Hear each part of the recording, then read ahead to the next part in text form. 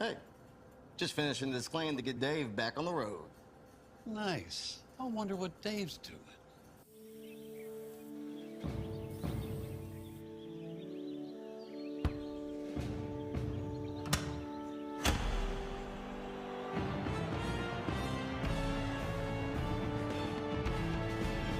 You do your thing. We've got you covered.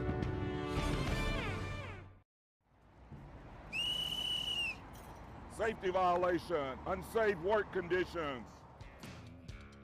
In the construction trades unions, safety is our highest priority, and we train you to recognize and speak out on unsafe working conditions so that everyone arrives and goes home safely.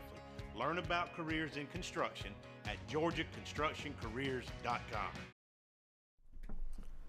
Hello, happy Friday Eve, and welcome back to another episode of Keeping It Real with Najeh Wilkins. Happy to be here with you guys today. We're going to be talking a lot about some of the biggest news in the recruiting world. Major offers, major players going to be on college campuses today, obviously tomorrow, and on Saturday. So we'll talk about that. Third segment of the show will be filled by Jason Longshore of 92.9 The Game. Can't wait to talk and catch up with him. Spring sports are right around the corner, so going to kind of get his eye a little bit about some of the top prospects and players we should watch for on the boys' side and also the girls' side. And then talk about a little about Atlanta United, who kicks off their soccer schedule here pretty soon. So that will kind of conclude the show along with the top 10 headlines for the weekend, presented by georgiaconstructioncareers.com. Second segment, we'll talk a little about hoop news and the latest with that, some major things going on with that. And also the final segment of that one will be about top 20 rankings from Thunder Lax as lacrosse season is here. We'll look at that a little bit and talk about that. But the first segment, which we're going to talk about in just a second, is going to be about Maddox Dykeman of McIntosh.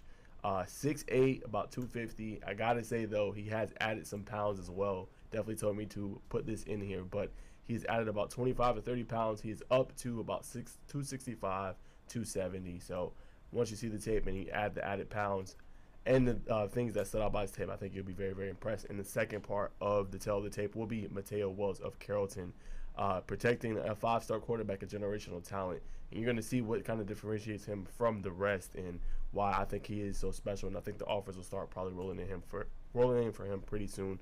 And then we'll get into some other news as well to conclude the first segment. But without further ado, let's go ahead and talk about Dykeman a little bit. Just quick standouts. I really like him as a run defender.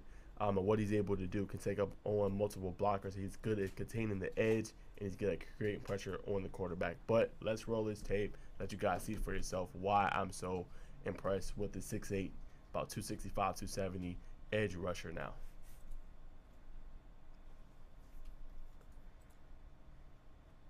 All right, so first play, as you see, look at the first step.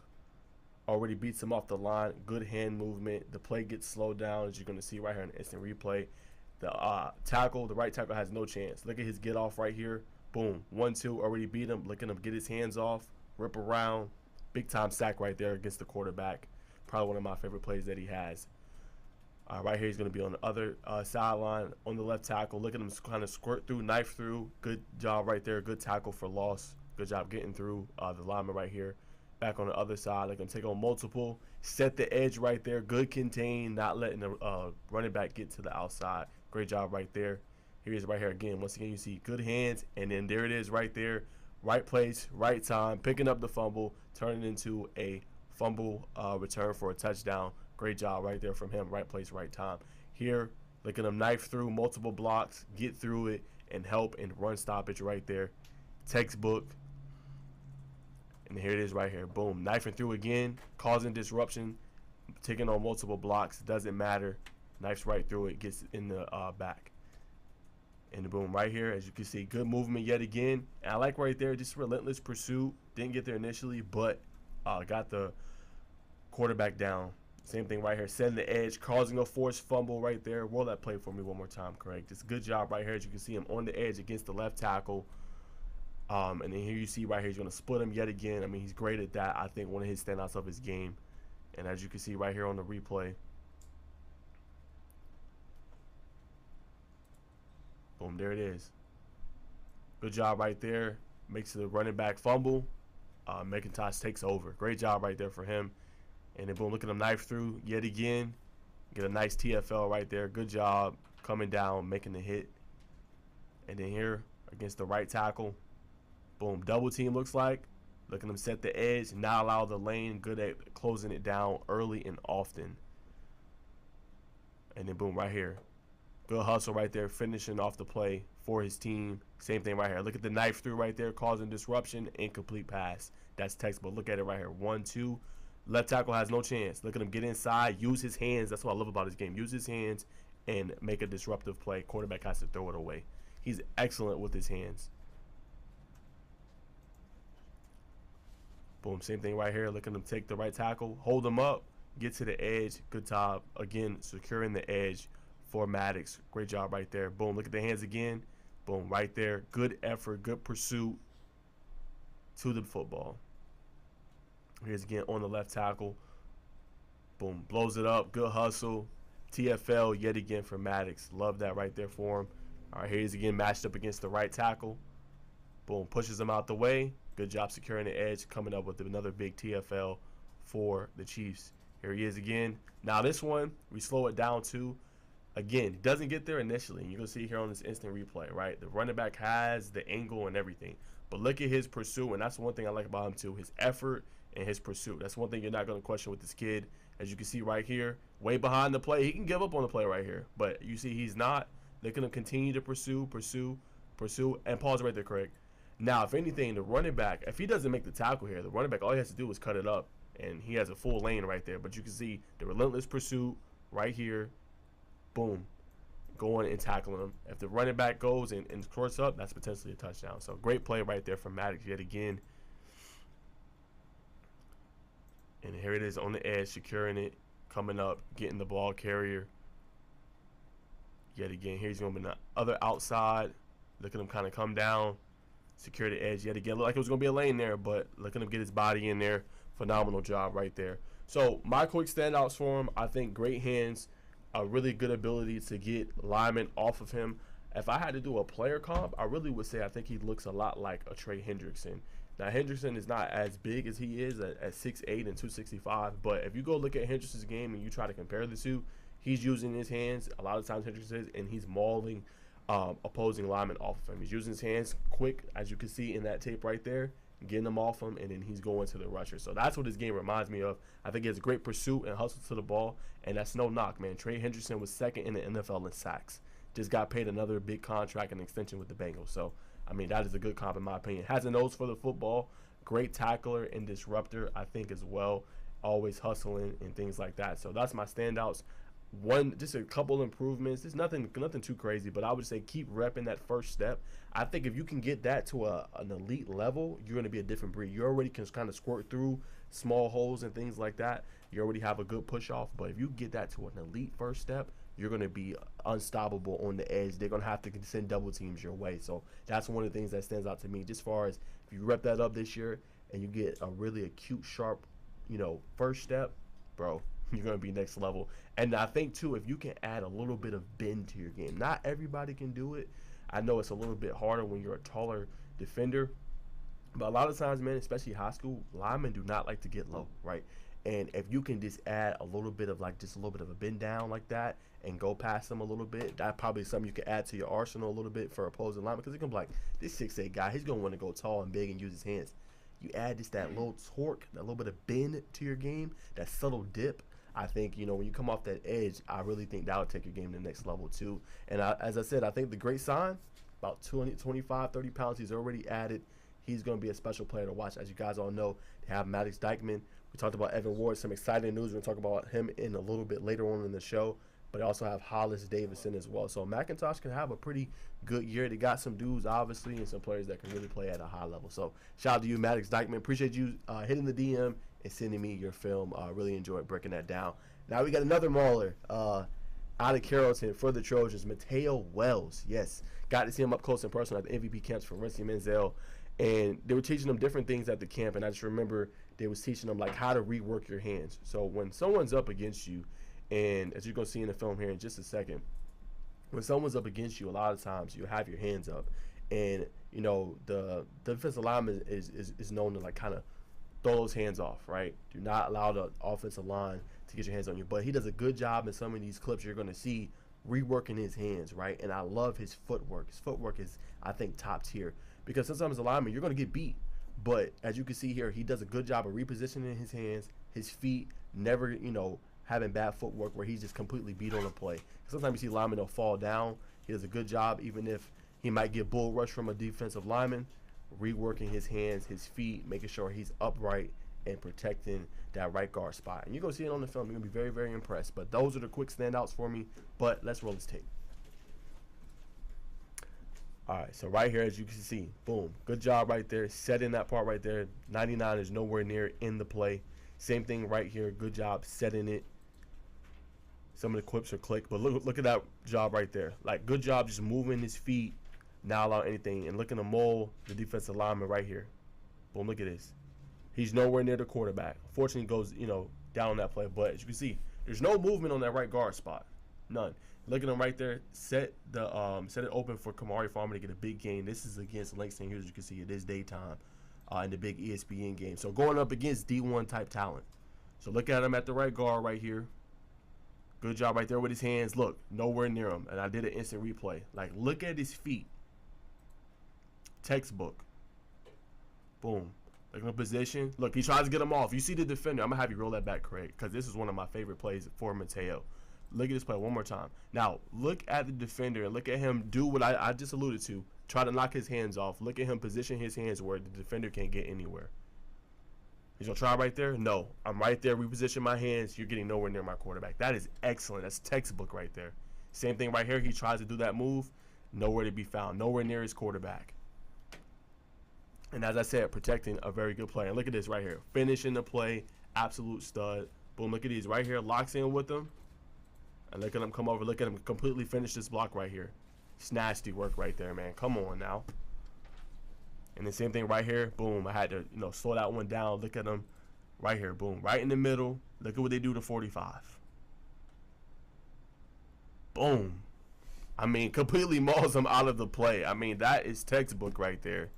Like, completely going to knock you on your back. All right, that one was a little bit harder to see. But right here, you see him finishing the play, finishing the block. Here's some better ones. Boom, right here, 57. Look, no push, no nothing. Same thing, new rep. Watch the new rep right here. Boom. Look at him get up with his hands. Nowhere involved in the play.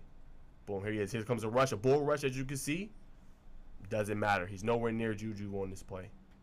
Same thing right here. Boom. Look at the double team. Now look at him get to the second level. I love that. That's how Kamari Farmer has been able to have those big holes. Get into the second level, another great part of his game.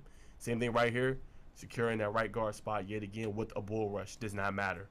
Boom. Look at him help his lineman. Good job right here. Now this play I love. Look at them completely finish this play. Craig, you were at this game. This is when they played Rome. Second game of the season. Now watch this. I'm going to have you pause, Craig, so I can break this down. Now this is against Rome. Okay?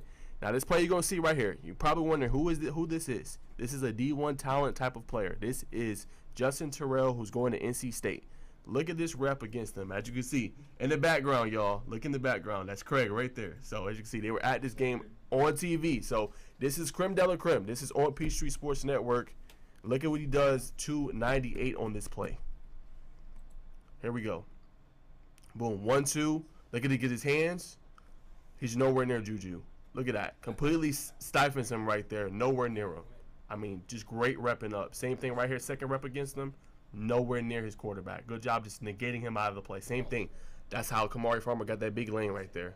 Here we go. Red zone. Easy money yet again. Here's some more reps. Boom. Look at his feet. Good job driving the defender out of the play. Same thing yet again. I mean, that is textbook out of your right guard. Look at that. Boom. I mean, he's all over these players. Good job driving. Look at him finish the block on the play. Completely, negates him out of the play. Again, D1 talent he's going against right there. And boom, good job with his feet right here. Securing the edge right there. And then boom, here's the double team block. Completely negates the defender. Look at him moving right here. Finishing out the block. Here he is right here. Boom. Nowhere near him. You know what I'm saying? Not getting any kind of pressure from the right guard spot. None. Completely locked down. Boom. Here he is right here. Boom. Look at him finish the block on the defender right there. Boom. So once he's done, I'm completely negating you out of the play. You're not getting up. Now, I slowed this one down. Craig, I'm going to have you go back on this one as well. Not that one. It's going to be, no, you're fine. Okay, but you see here, boom, finishing the block. But look at this one right here. I actually slowed this one down. Okay, so look. So there's another part I like about Mateo. This is a stunt if you think about it. So what defense is trying to do here, they're trying to confuse the right guard and the right tackle. As you can see in the play, the DT is trying to come all the way around. As you can see, that is a stunt. They're trying to confuse them to decide, okay, we're gonna block the same person. As you can see, Mateo studies his tape because he's gonna see it.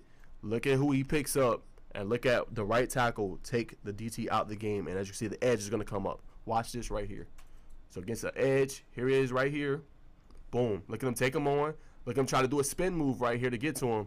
Completely out of the play. Juju feels no pressure. Excellent play right there, as you can see. Now you're thinking, what can he do on screens? I'm going to have you roll this one back as well, Craig. So this one right here. Okay, so you might be thinking, as I put it right here, what does he look like on screens? Is he mobile? Is he agile? Can he get out in space and block? As you can see right here, a screenplay set up for Caleb Odom, who was recently donned a 5-star by On3 rankings. Look at him get out here, get to the second level of the defense. A lot of times you have these questions about offensive linemen. Can they get to the second level? He's proven throughout his huddle tape twice already that he can get to the second level and run blocking and also pass blocking. Look at it right here. Boom. Look at him get to the second level. Completely negates the guy out of the play. Odom's one-on-one. Excellent right there. And here we go. A couple more right here. Boom. A big 54. Doesn't matter. Nowhere near his quarterback on the play. Excellent blocking. I believe that is it all. But that's my standouts from his tape. So in my opinion, as you can see, those questions they asked about offensive linemen. Can you block to the second level?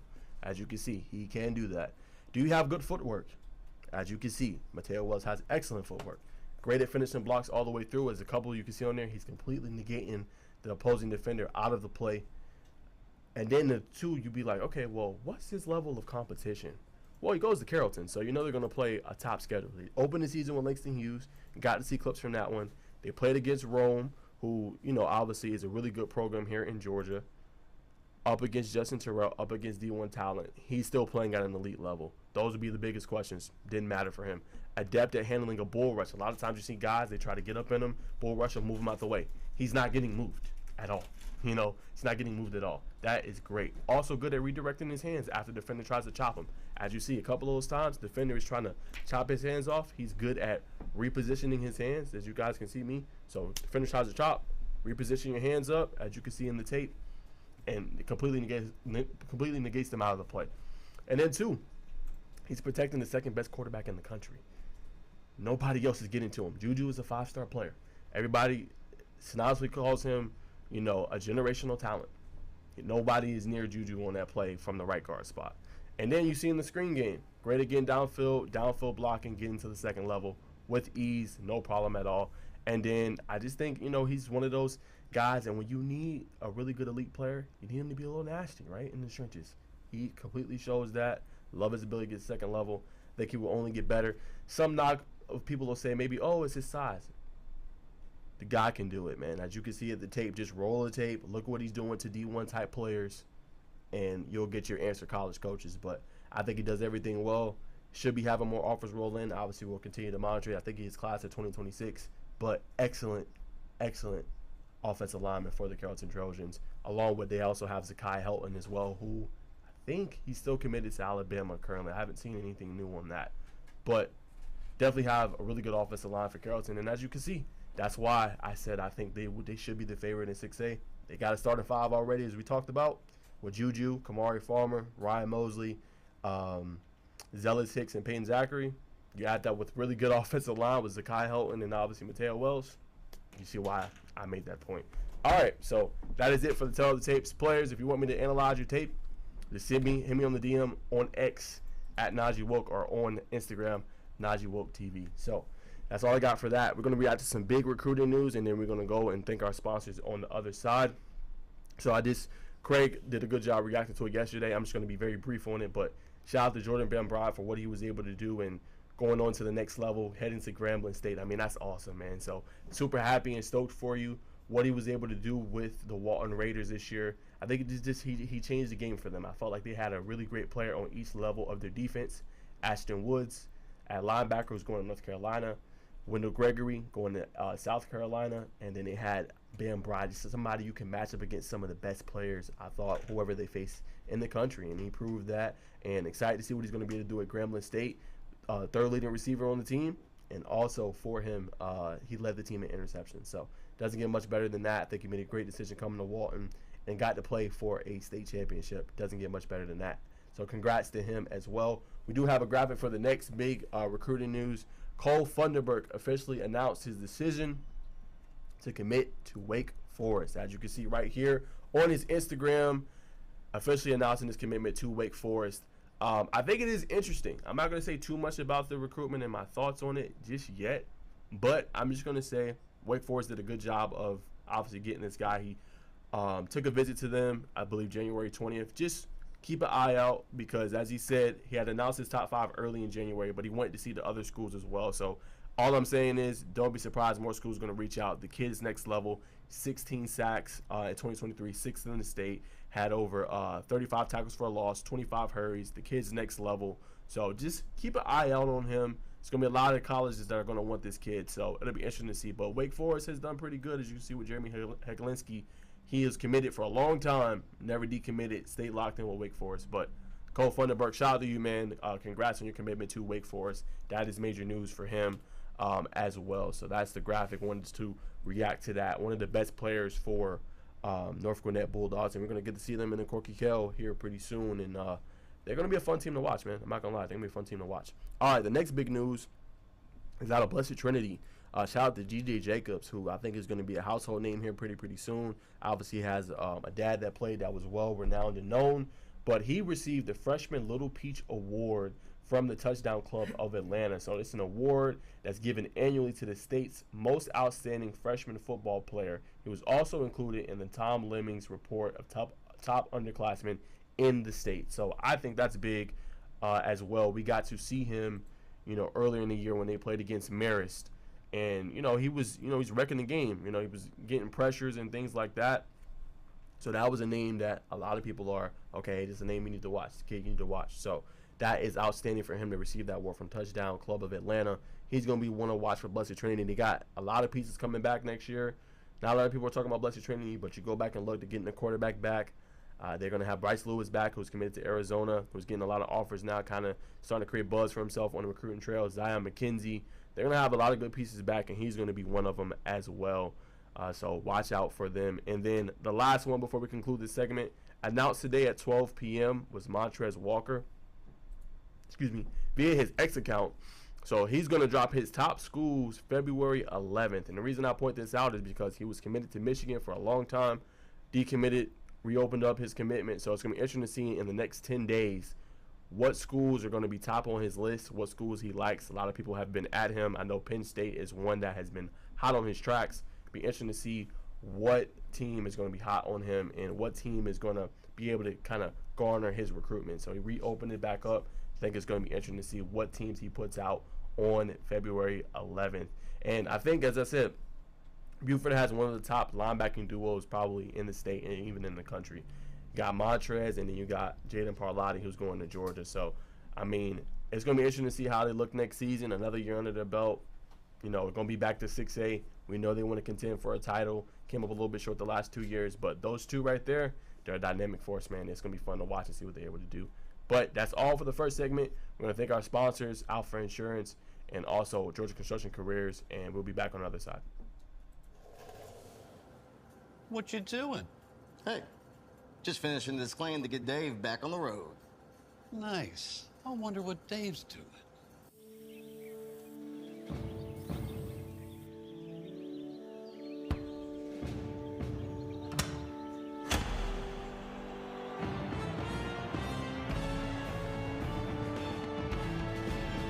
You do your thing. We've got you covered. It don't matter to me, can't see it from my house. Illegal use of hands, improper training. GeorgiaConstructionCareers.com has 14 different highly skilled trades with tuition-free training in our certified apprenticeship programs to train you the right way. Find your career at GeorgiaConstructionCareers.com.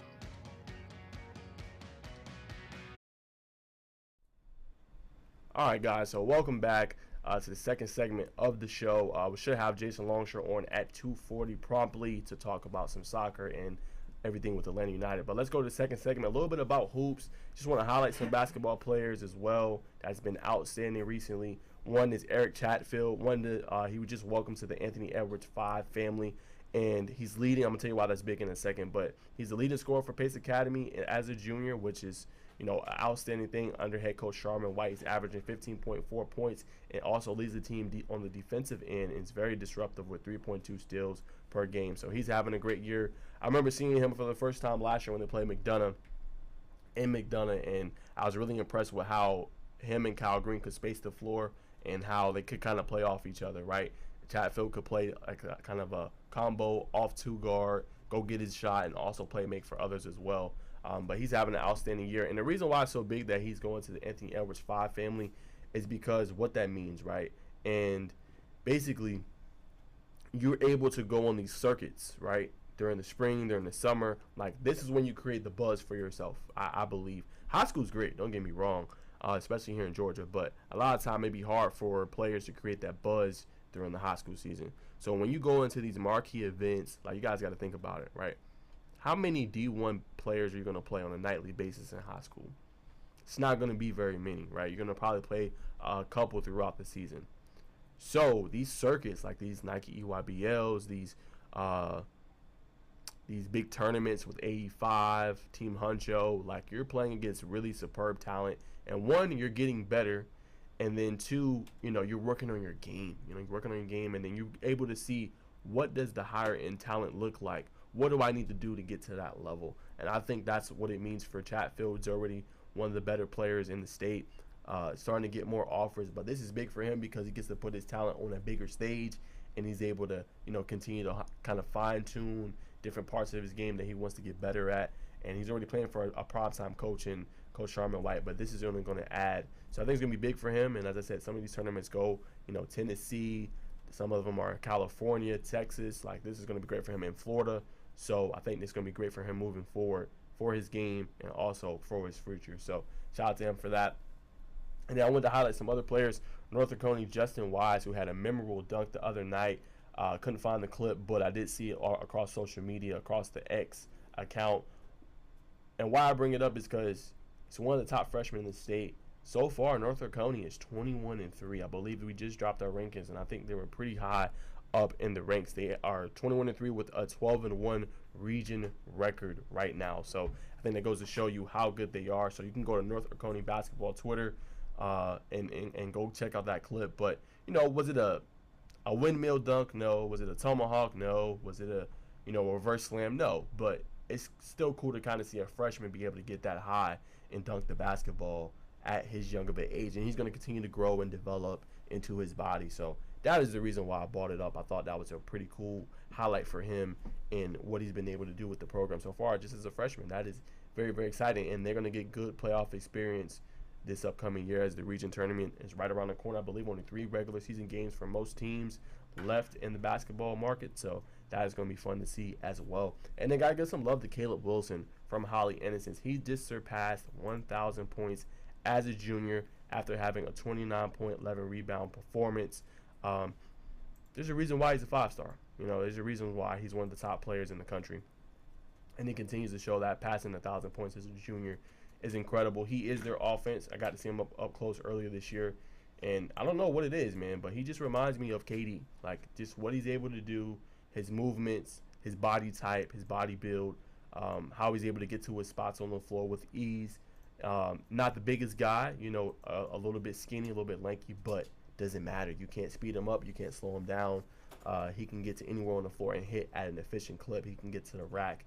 He guards the other team's best opposing players, and he has a lot of blocks as well. Like, you go look, I think he's averaging 3 blocks per game that leads the team. So I think the question for Holly Innocence is, who else is going to step up? I know Devin Hutcherson's having a big year, but when you get to the playoffs, and I brought this up on numerous of shows, the girls show I do on Tuesdays, this show, he's going to get doubled.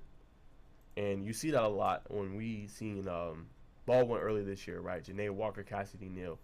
Those great players are going to get doubled when it's playoff time. You need people to hit shots. And I think that's my biggest question with Holly Innocence. Who else is going to be able to hit shots besides Hutcherson and Caleb Wilson when it matters most in those moments? They're going to need that. Do they have the talent to do so? Sure. But they're going to have to be able to hit those shots when it matters the most. And when, Caleb, let's say he might have an off night or he's struggling a little bit to get it going, somebody else is going to have to be a step up for him. So, it's going to be interesting to see how they look come postseason time. But I wanted to give him a shout out for a special accomplishment, 1,000 points as a junior. That is no easy feat. Definitely one of the better players in the country. Very exciting player to watch. If you haven't seen him, definitely go see him. He will probably be at what I'm about to talk about right now. The Nike EYBL dates have been set. That was set back actually in November. But I wanted to talk about some of the places they're going to be at. I don't feel like I've revealed that on my show just yet. But April 26th through the 28th, Memphis, Tennessee. May 3rd through the 5th at Atlanta. May 17th through the 19th in Indianapolis, Indiana. And then May 24th through the 27th, Kansas City, Missouri. And then July 12th through the 21st, it's the Peach Jam, which will be all over the country. So the reason why I bring it up is, again, one of those things is just one of the top kind of showcases in the country. Multiple dates throughout the spring and summer. And it just kind of marks the start of, like, AAU basketball. And like I said, it's marquee talent. You've had the A.J. Dion Bosses there, the Ace Baileys of the world there, the Caleb Wilsons of the world there. Just the top marquee talent in the country always goes to these events. And like I said, I think it's really great. And what I'm seeing now, too, is I believe EYBL, as you mentioned in the winter, that they signed a deal, I believe, with ESPN to kind of have some more games televised. So think about that. You putting yourself into Paul Biancardi territory, Jonathan Giovanni, territory, and they're able to see and evaluate you and then kind of put out a scouting report and put out what they think you do well. And I think that's just big. Some guys, like I said, are underrated. And again, it's just that platform it gives you to be able to put yourself on and be able to kind of make a name for yourself and build your own platform and brand. I think it's no bigger than that. And definitely could probably get a chance to see, like I said, Caleb Wilson. Maybe you'll probably see Mostafa Diop. I did a story on him as well, but he recently came out and was on 247 Sports top rankings for sophomores in the country. Again, when you're a sophomore, you still have a lot of time to grow and develop into your body. You're still young, but it is something to say when you're on that kind of a list, that young, that early, and you can kind of grow and develop. I think that's great. You just got to keep going and keep adding to your game. But yeah, Diop is the number 6 player in the country. I feel like every year we get at least one Georgia player in the top 10, and he keeps that tradition going in the 26 class, as well as Manny Green of Cedar Grove. Probably going to do an article on him next week, but he's one of the top players in the country. I think he's nearly averaging a double-double. It's only a sophomore. So he's been having a phenomenal year for Cedar Grove. And I think the interesting part about that, and I'll talk about it more in my article, is that region is just different, and I want to talk about that a little bit too on the show. Sandy Creek, Cedar Grove, Douglas, Atlanta, and obviously you got Carver. So some big-time matchups coming up soon as well. February 9th, which is next Saturday.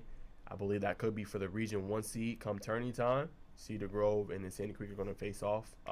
Sandy Creek won the first matchup, but I think it's interesting them two going at it. And Cedar Grove actually made it all the way to, I believe, the state championship last year. So it's just going to be interesting to see, how Cedar Grove finishes out the year 1, and then 2, being able to see Manny Green. He's about 6'7", 200+ pounds, but he does a little bit of everything well, man. And I think he is one of the marquee talents. I think he's rated as high as number 48.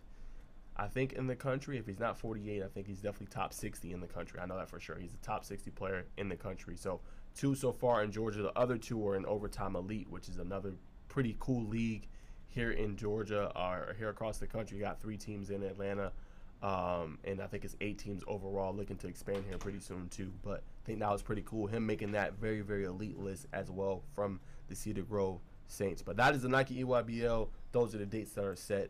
And that is the classics that you can look forward to. That would be a lot of fun. And then I want to talk about as well, Thunder Lots Club dropped the preseason top 20 rankings going into the season, so this is going to be fun to see as well. But here's the top 20. You got Roswell, West Forsyth, Allatoona at 3, 4 Lambert, 5 Beaufort, 6 Blessed Trinity, 7 North Paulding, 8 Westminster, 9 Wesleyan, 10 Alpharetta, 11 Cambridge, 12 Fellowship Christian, 13 Stars Mill, 14 Lovett, 15 Walton, 16 Marist, 17 Pope, 18 Woodstock, 19 South Forsyth, and then 20 Etowah. But I think Walton has some pretty good talent coming back. I have seen some players having some really good years for them, especially in the circuit, the winter circuit in the program. But Roswell taking the #1 spot, I think, is intriguing. West Forsyth and their coach has done a magnificent job. Finally got over the hump in the hurdle of Lambert last year. They beat them multiple times to win a state championship. I think it was for the first time in their history, if I'm not mistaken. But shout out to them and what they were able to do. But Roswell #1, I know they got some really good talent. But Lambert, who was kind of the synonymous to what Milton is in girls lacrosse, kind of the standard, always producing D1 talent, always able to have playing for a state championship. It's like every year you think about, bring up the Kansas City Chiefs, like they're like what the New England Patriots was. Like, you're like, oh my gosh, like every year you got to worry about them. That's what Lambert is in high school lacrosse here in Georgia. Like, you got to worry about them every year no matter what. Like, they're going to be a contender. But in recent memory, West Forsyth doing big things, winning their first state championship. So that's going to be a lot of fun to watch. Buford as well is another team you can't sleep on out there in 7A in their area. Always can produce good teams. I don't know what it is, but any sport, they always have really, really good teams as well. And a couple other names that stand out, obviously Blessed Trinity for me. Alatuna at 3 is another big one. And I think a team that might be slept on a little bit is Fellowship Christian. They got some really good players as well. They're always competing out there in that area, or 1A through 4A as well, and also in their area. So I think Fellowship Christian and A through 4A is going to be intriguing as well. Stars Mill, can never sleep on them. And it's one more good team. Westminster, you also can't sleep on at the 8th spot, and Wesleyan. They always have good teams every year, year in, year out. I don't know what it is, but always have some pretty good teams. But that's what I got on lacrosse. That's the latest in basketball. But before we conclude the segment and go to another break, I do want to bring up just a couple big news that I saw, players that are going to be around and about this weekend. So wanted to bring this up. But one of those guys I told you that's going to be, I think, on that starting 5 for Carrollton this upcoming year is Ryan Mosley, a kid that has blown up. So just want to talk about his offers really, really quick. But has offers right now from Florida Atlantic University. Picked up a Pitt offer as well in this month towards the end. Also has a Texas A&M offer. Also has an Indiana offer as well from Mosley. And then he was also first team All-Region in Region 2 7A for Carrollton. Also picked up a UConn offer as well. And he's going to be in that very elite camp that's going to be here in Georgia, Under Armour Camp Series. Only select few get invited to that. So I think the kid's blowing up, but he will be in Athens this weekend for a Georgia visit. I don't believe he holds an offer from them currently, but do not be surprised if they get hot on his tracks here pretty soon. He also has an offer from Georgia Tech and SMU. So kid's blowing up.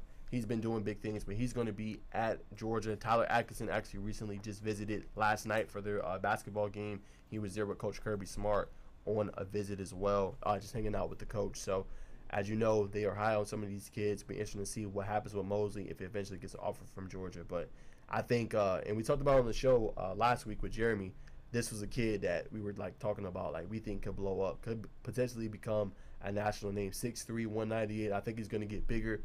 Probably could fill out to about high school, maybe like 215, 220, and he's only a sophomore heading into his junior year. That could be a very hot name on the recruiting trail. And then the other big ones, Marshall Pritchard was just visited by Coach Key as well and some of their coaching staff, and he's going to be on the Yellow Jacket campus this Friday as well for the program. And then another Carrollton Trojan that's going to be on the Yellow Jacket campus will be Zealous Hicks, who confirmed it as well. So some big-time targets, big-time players that are going to be on the Yellow Jacket campus. But I think Jason Longshore is ready, so we're going to take a quick break, thank our sponsors, and be back on the other side with an exclusive interview. Hey, does it matter if this leaks? It don't matter to me, can't see it from my house. Illegal use of hands, improper training. GeorgiaConstructionCareers.com has 14 different highly skilled trades with tuition-free training in our certified apprenticeship programs to train you the right way. Find your career at GeorgiaConstructionCareers.com.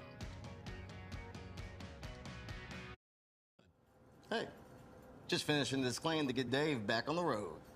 Nice. I wonder what Dave's doing.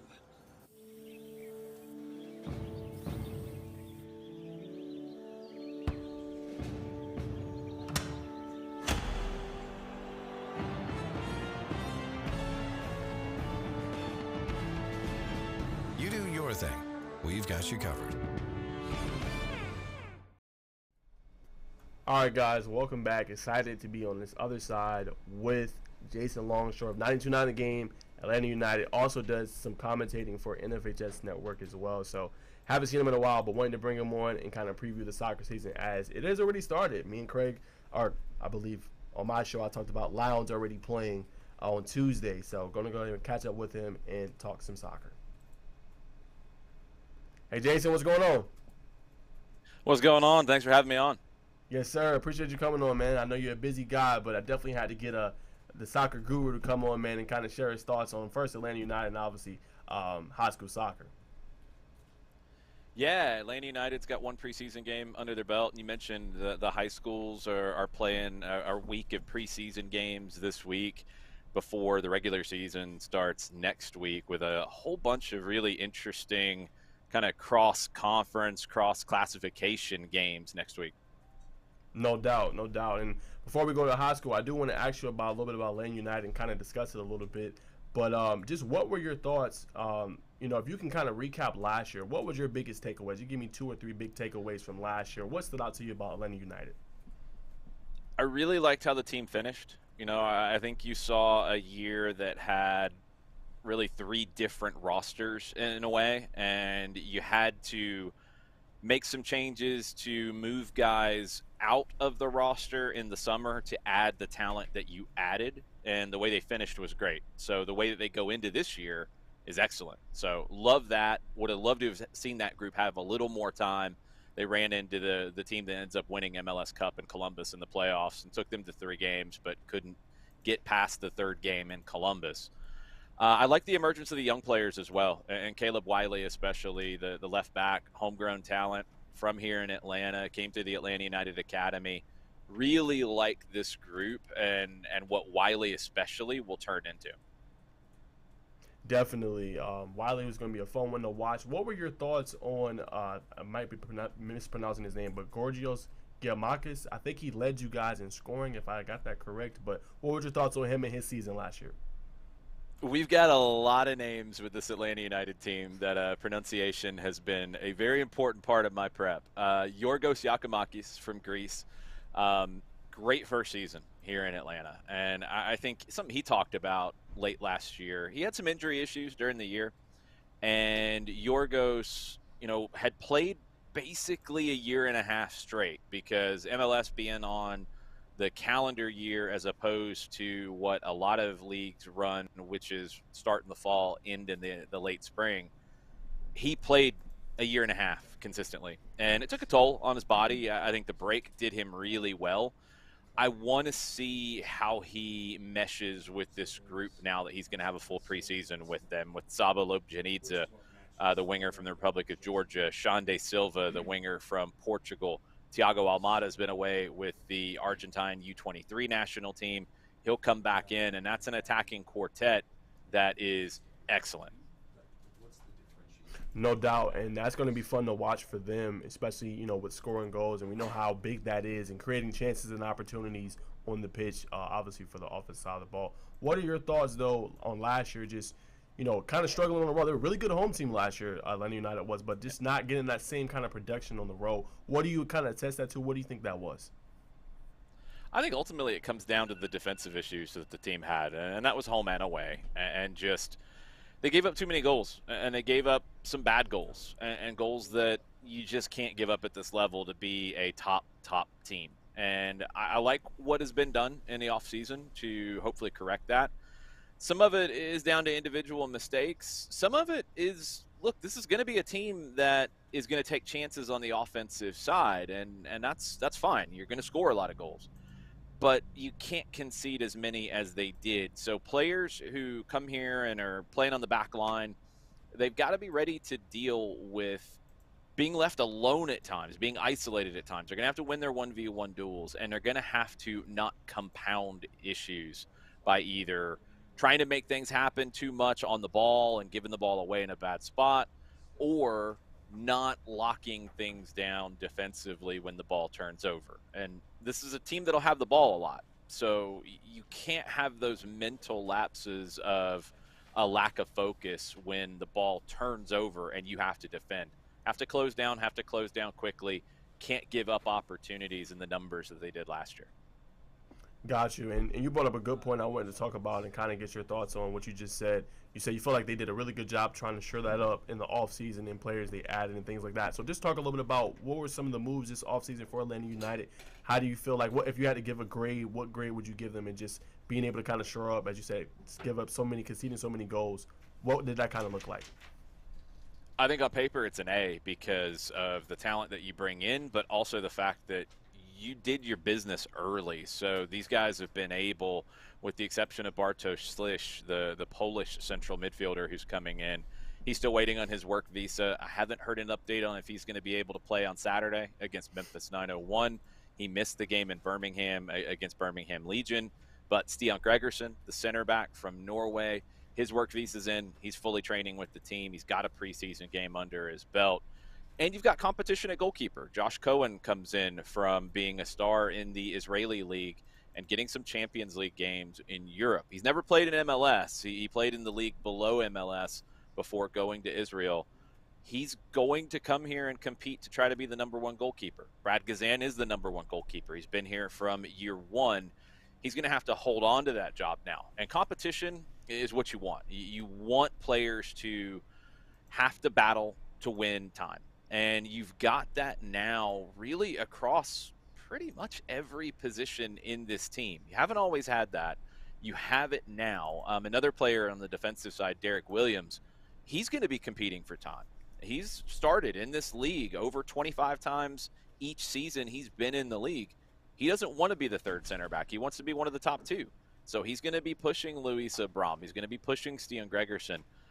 That's good because it makes every training session matter. And in going back to eliminating some of the mistakes from last year, it makes players have that little extra level of accountability in terms of, hey, if I make a mistake in this game, I might be on the bench next time.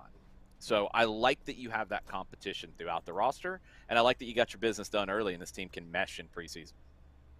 Yeah, and I was just about to ask you that as a follow-up question. And when you bring those new pieces in, you talked about kind of pushing everybody to be their best self, but how quickly does that kind of come together in your eyes? You've been watching soccer for a long time, but when you have these new pieces coming in and they're trying to mesh with counterparts that have been there for a while, or they're trying to mesh into new roles, how quickly does that kind of happen on the soccer side of things? And when it kind of gets to flowing and like you got it locked down? It takes time. I think it's similar to basketball in the sense that, the game's free flowing. You don't have the opportunities to stop and start and exchange players as much.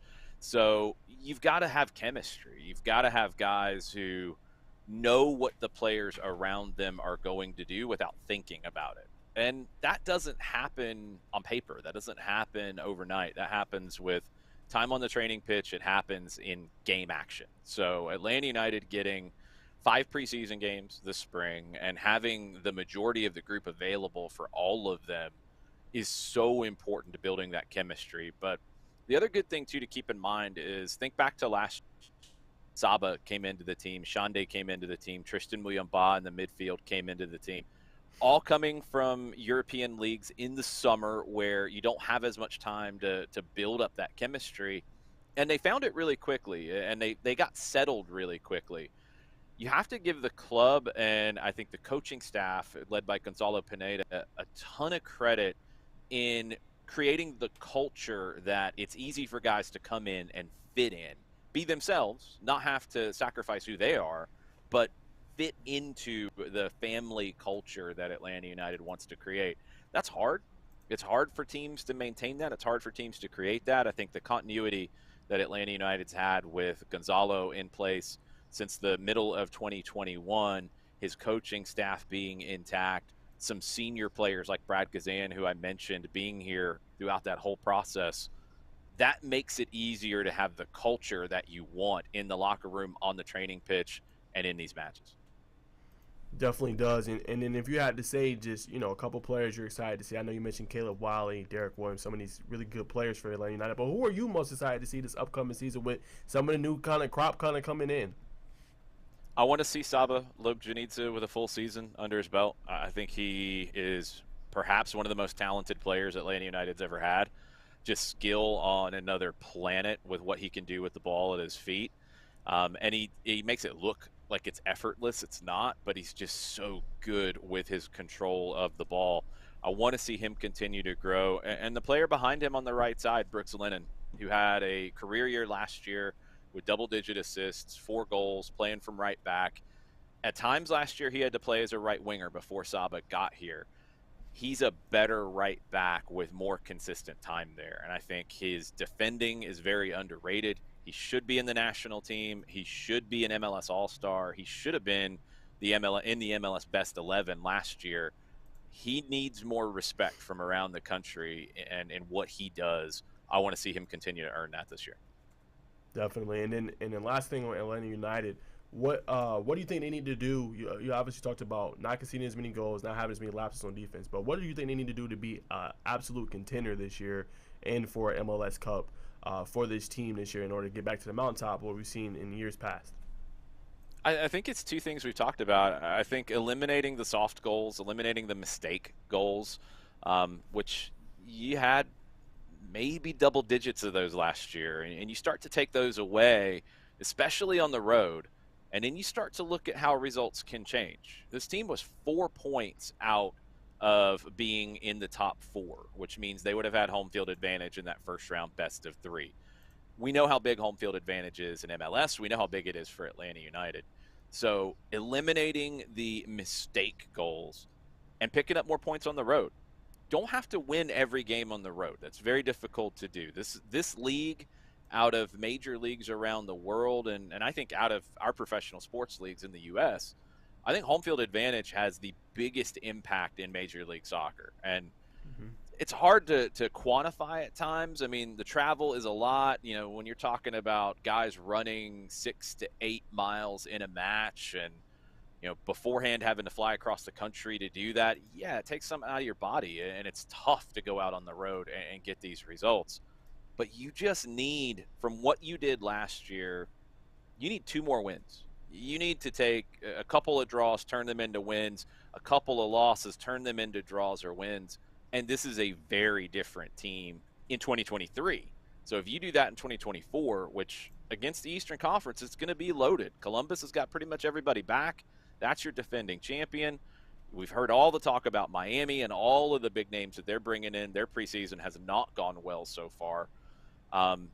You got a number of teams. Cincinnati was the best team in the regular season last year. I think it's easy to forget about them. It's going to be really competitive, but for this team to get to their goals, which is being in the top 4, so you have home field advantage in the first round of the playoffs, and competing for trophies. I think you've got to make semifinals of competitions, including MLS. You'd love to get to a final. You'd love to lift a trophy in 2024. You can't do that if you don't eliminate those defensive mistakes, and you can't do that if you can't go get some results on the road. Definitely. And then to kind of segue, Jason, into obviously the high school segment, I seen that they signed a former Decatur player, Ashton Moore, Atlanta United 2 team. I know he's been in the academy since January 2019, but just what's your thoughts on that, signing that kind of contract with them and being on the team and, you know, being able to kind of bring his presence to the academy team? Yeah, Ashton Gordon, he's played with the academy. He's been part of the Jamaican youth national team set up. He scored goals for Jamaica's U17 national team. He's a guy that they see a future in. He's a player who is going to be with the second team this year as a pro at 16 years old, and he'll be on the first team next season in 2025 at 17 years old. Luke Brennan just went through that process. He played for the Twos last year. He's on the first team this year. Another young Atlanta teenager, Aiden Torres from the Gwinnett area. He's on the first team now at 16 years old. We saw in the friendly in Birmingham on Saturday, Cooper Sanchez, who's 15, was one of the most impressive players in the last group of Atlanta United players. So I love where you're starting to see, and it's been a battle on the soccer side of things because it's unique. I mean, we're talking about pros at 16 years old. These are guys that are getting paid to do what they do at 16.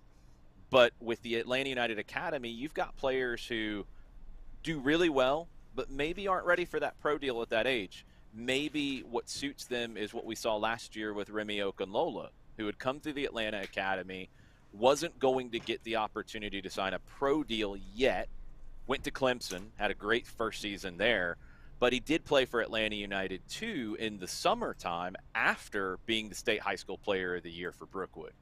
So you're going to see, I think, more of that, and it's a different situation in every player's case. You know, some guys, maybe the emotional maturity is there for them, and they're ready to go at 15, 16 years old to start the pro pathway. Others, maybe not yet. Sometimes it's a physical development thing. Sometimes, you know, you get that growth spurt, and it takes a little bit of extra time, and it's better for them to find that blend of the club game and the high school game, which I really feel like, as I've gotten to see the high school game up close over these past couple of years, the level so much higher than it used to be. And this has been really quick jumps since 2017 or so.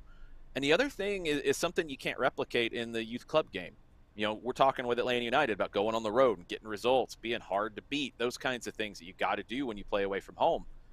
In youth club, you don't go into intimidating atmospheres. You're generally playing, you know, on the weekends, in the afternoon, in the morning. It's families around.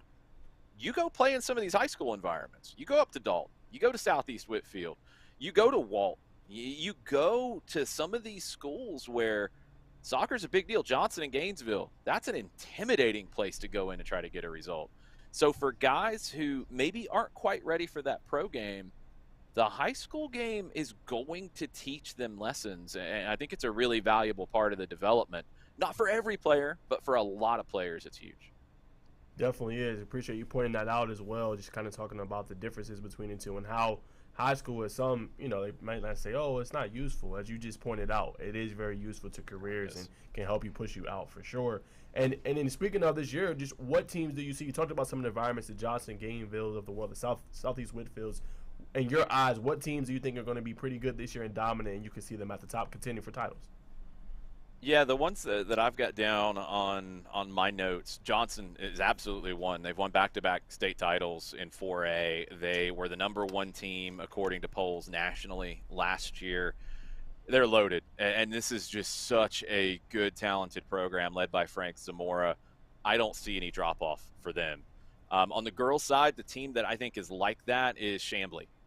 They had the state title taken away from them 2 years ago. They won it last year. They beat everybody in front of them. They played all comers throughout the regular season. And they might be even better this year, which is scary. I think they're the best girls team in the state. If they have a player in Soleil Washington who was the high school player of the year last year as a junior, since then she's played in a Women's World Cup for Jamaica. She has flipped her commitment to FSU, who won the national championship last year in women's soccer. So they're only going to be better. A lot of their top players are back. The classification that I think is going to be the most entertaining is 5A on the boys' side. Dalton won it last year. Luis Favelo, who scored the winner in the final, he's back as a junior this year. McIntosh was the #1 team most of the year. They're supposed to be better than they've been in a while, more technical. They've got a young group coming up, a lot of guys who are really good on the ball, according to their head coach, Bunky Colvin. And you can't forget about Midtown. Midtown got to the state championship game last year. They beat McIntosh in the playoffs. I think it was the quarterfinal round. Beat them there, took Dalton to overtime in the final. Midtown's got a lot of players back. 5A boys looks like the most competitive classification around the state. Interesting. And then who are some of your just sleepers? You think teams that can come out of nowhere? You mentioned about kind of just McIntosh being the top team, but then playoff time it was a different case. So who are some of your sleepers? It's interesting. I think Roswell played that role last year on the girls' side. They were a #4 seed going into the playoffs, and they ran the gauntlet. They won the state title. I don't know if that had ever happened in high school soccer. I can't imagine it's happened in high school football or basketball, where you've got a team that finished 4th in their region, loaded region, but still finished 4th, and then went on the road every game in the state tournament and won it. I don't think they'll be as much of a sleeper this year. They were during that postseason. I think when you look around, another one that on the boys and the girls side that I thought was really good last year and might take another jump in terms of not just being good in their classification, but competing with maybe some of the bigger teams in the state is Oconee County. Their girls won last year. Their boys lost in the final. They've been bubbling up for a few years now. They're ready to take that jump as a tool into being able to compete with some of the big teams around the state. I was really impressed with their boys and their girls last year. If you start to see Oconee County not just dominating in 3A, but starting to get some love in those national polls and in those statewide polls, don't be surprised. Interesting. All right. So those are teams you got to watch for next year. And then what about just prospects? You mentioned and you put me onto some information I didn't know, but Salai Washington decommit. I think she was previously committed to Duke, correct? She was, right. And then she went to FSU. But just who were some of the top players you think we should watch for this season? And who are some underrated prospects you think that, as you mentioned, with some of these teams can potentially blow up? Yeah, I think with Chambly's girls, a lot of times, we talk about Soleil Washington. Her younger sister is also really, really good, had a great final. But Kara Kroon, I think at times kind of gets lost in the shuffle with that team because we're going to talk about a player who played in a Women's World Cup. But Kara Kroon might end up leading the state in goals scored this year. I believe she's headed to UCLA, if I'm not mistaken, on the girls' side. She's back for her senior year. On the boys' side, Tyler Ehreman of Lassiter. Back for his senior year this year. He had 2 goals in the final, back-to-back state titles for Lassiter's boys. He's one that might kind of take that jump into the conversation. The other thing that soccer gets unique with, and we talked about it with Atlanta United, there's going to be some players that we're not really thinking about yet that might factor into these high school teams as last-minute additions, because the way it works from the Atlanta United Academy side and second team is you've got a U19 team, you've got a U17 team, but that U19 group, the guys who don't find their way into Atlanta United 2, either as academy players or sign pro deals, a lot of times if they're in their senior year, they're going to go back to their high school and play in the spring. And it's a big opportunity for them to get those experiences that we talked about. And there might be some players that we're not even really thinking about that drop into a school, like Remy Okunlola last year, Brookwood. That could happen, and that's going to be interesting to see. I believe Midtown is going to get one Atlanta United Academy player who will be joining them this year.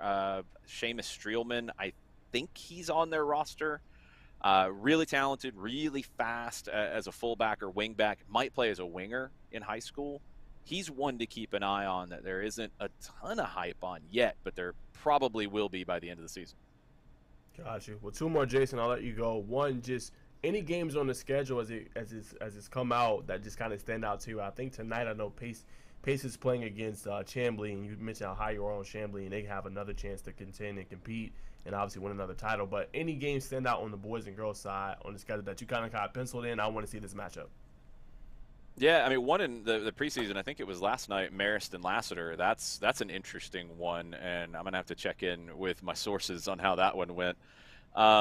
Dalton is going to Johnson this year on the boys' side. That will be a big, big game in Gainesville, February 23rd, a Friday night.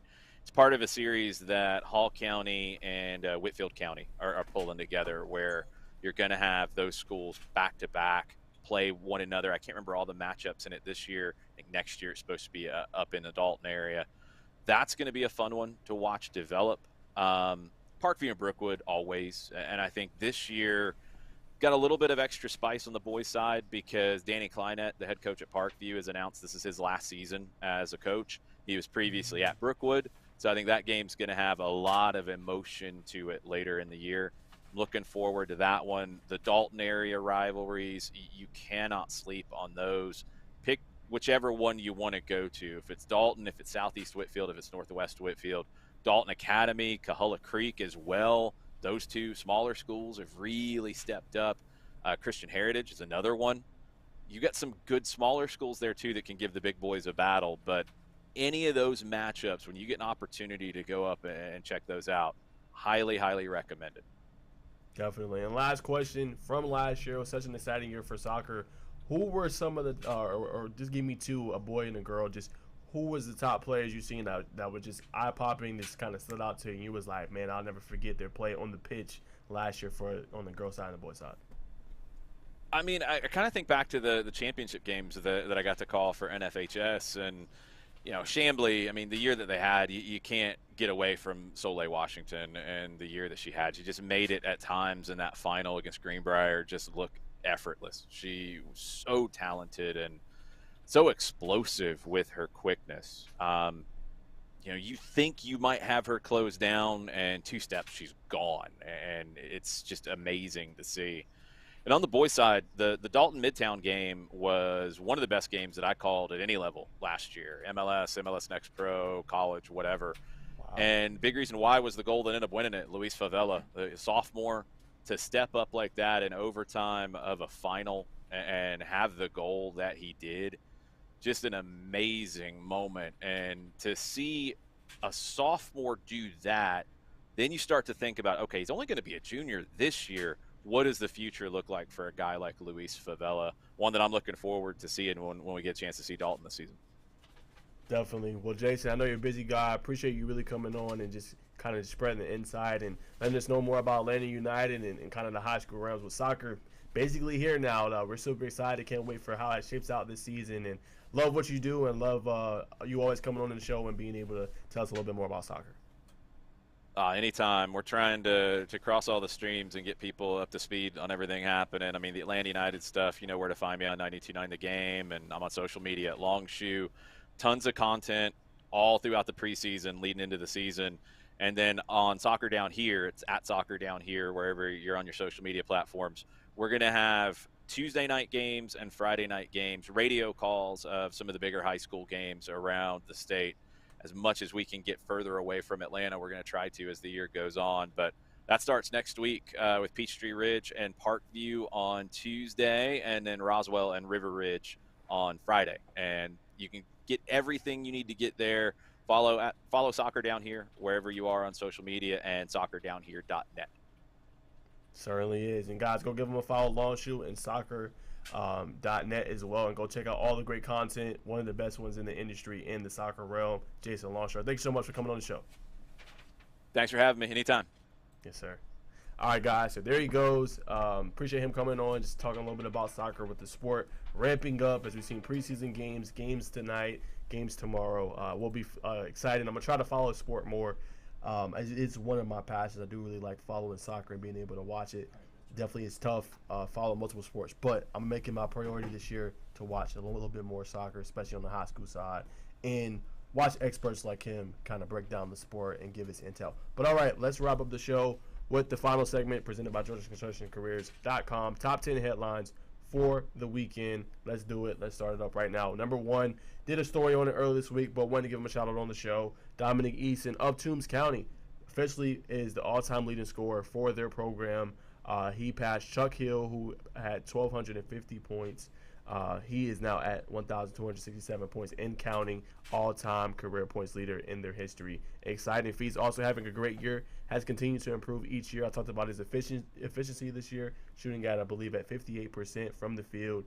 Had a couple games where from 2-point range he shot over 100%, averaging 19 points a game. Is having a phenomenal year for their program. I believe they are a top 10 team on the Score ATL poll. Go to ScoreATL.com to find those rankings there, but wanted to give him some love. And then number 2, talked about him a little bit earlier, but wanted to give him some love in the top 10 headlines, was Manny Green. As I said, one of 2 players in the Georgia high school basketball circuit that is a national recruit according to 247 Sports rankings. 6'7", 207, currently holds offers from South Carolina State, Georgia State, Cal State, Burkesville, Kennesaw State, and Cincinnati. So those are some major offers. His first offer was from Cincinnati, and I think it's a name. Hopefully we'll get to see him on some of these big AU circuits after the season concludes. That starts up in March and April.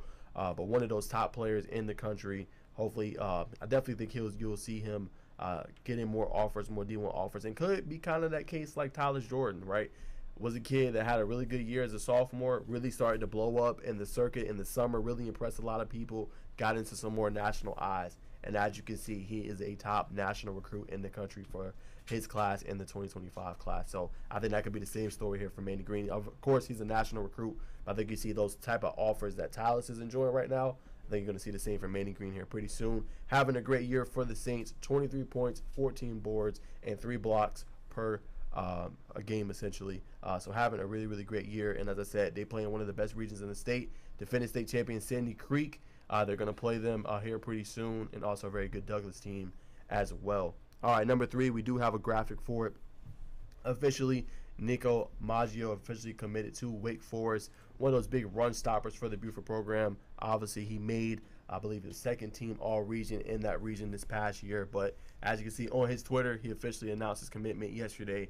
As you see, 1,000% committed. Extremely blessed and thankful for everyone who has helped and guided me along this journey. As you can see, Nico Maggio there officially committing to Wake Forest. We talked about the commitment of Cole Funderburk a little bit earlier, but as you can see, he's another big presence for the Buford program.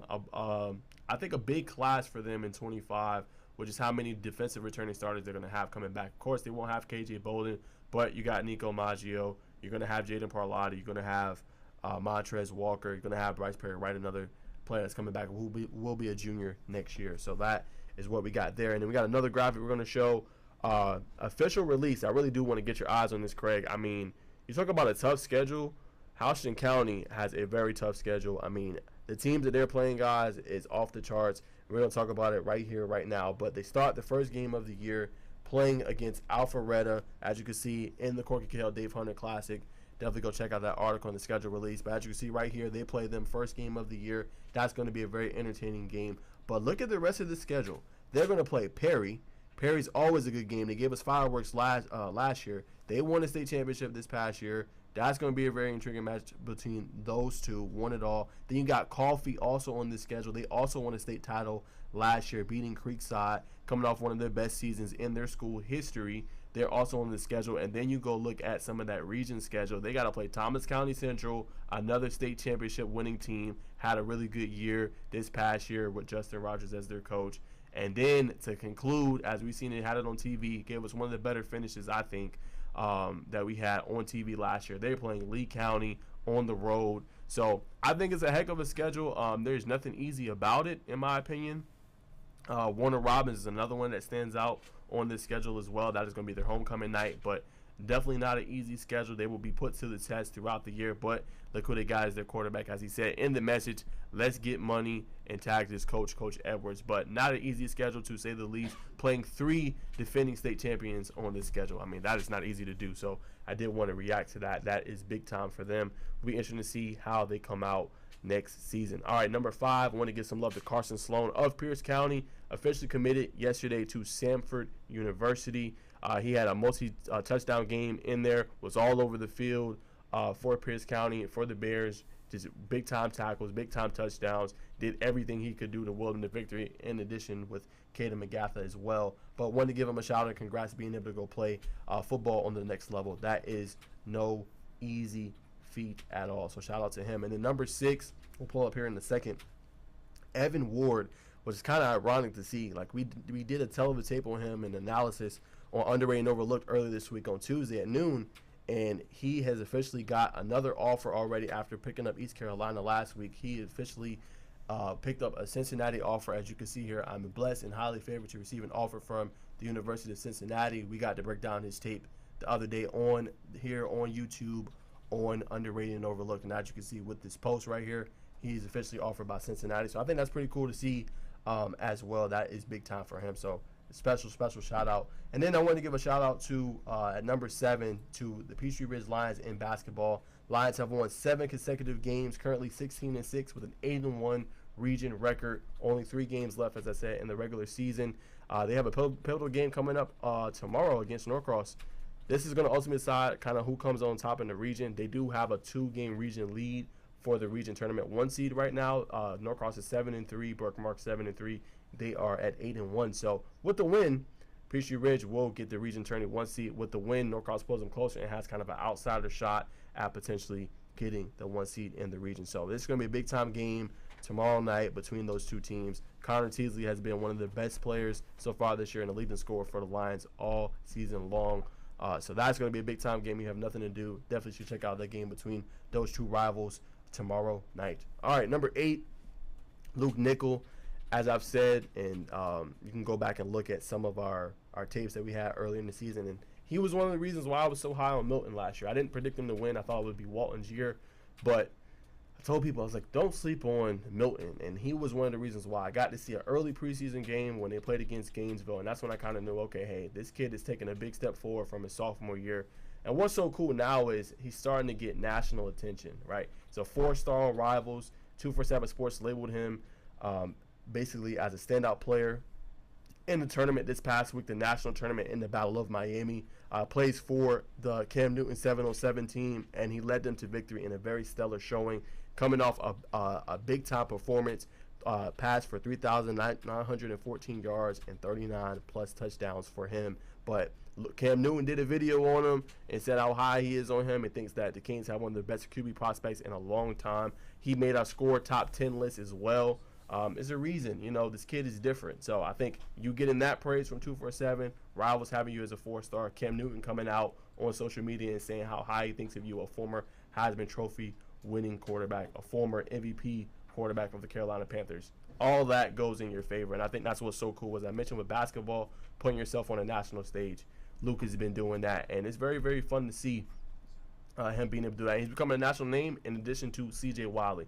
Both of those are becoming big-time national names here in the country. So shout out to them. Wanted to give them a shout out at number 8. Number 9, Prep Baseball Report top 10 players in 2024 class heading into the season, which only a couple of weeks away.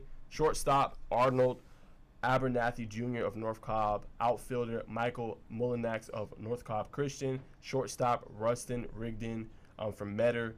Right-handed pitcher Tate Strickland of Harrison. Number 5, they have catcher Levi Clark of Walton. Number 6, they have right-handed pitcher Nate Taylor of Buford.